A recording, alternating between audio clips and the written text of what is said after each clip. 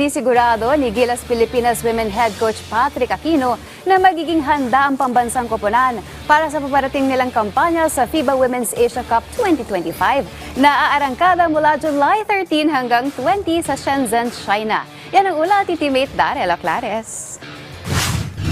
Puspusan na mga ginagawang paghahanda ng Gilas Pilipinas Women para sa nalalapit nilang pagsabak sa FIBA Women's Asia Cup 2025 mula July 13 hanggang 20 sa Shenzhen, China.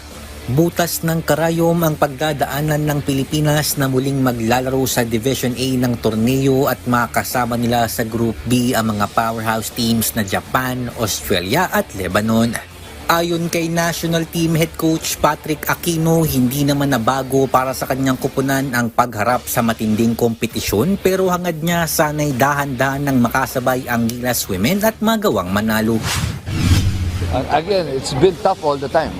We've been there. We know the level of competition. We got to match up now. It's not just winning one game. It's about winning and competing all the time. So hopefully with the things that we're doing right now and the players that are coming in, we could compete at that level. Matatandaang naging makasaysayan ang kampanya ng Gilas Women noong 2023 FIBA Women's Asia Cup kung saan naibulsa nila ang ika-6 na pwesto. Nasungkit din ng ating women's basketball squad ang kanilang kauna-unahang panalo sa Division A ng Regional Basketball Tournament matapos na patumbahin ang Chinese Taipei sa group stage sa score na 92-81.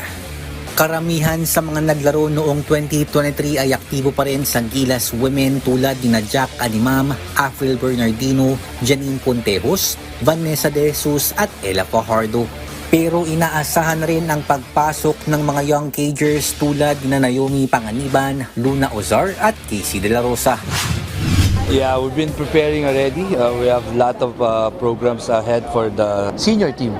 So it's going to be in July of this year. Hopefully, the girls from the States would come in early, and now mga locals nandito naman preparing for it. And sana dire-diretso lang. Dagdag pa ni Coach Pat, inilalatag na rin ng Samahang Basketball ng Pilipinas o SBP ang mga posible nilang training camp para paghandaan ang Asia Cup. Yeah, I think so. Me and ED Erica will be talking about the program that will be or the schedules that we're gonna have, and we'd like to say thank you for our executive director, Ms. Erica D, for coming here, watching us, and really the support is very masarap sa pakiramdam, and hopefully we could give back naman for the country and for the federation. Darela Clares para sa Atletang Pilipino para sa Bagong Pilipinas.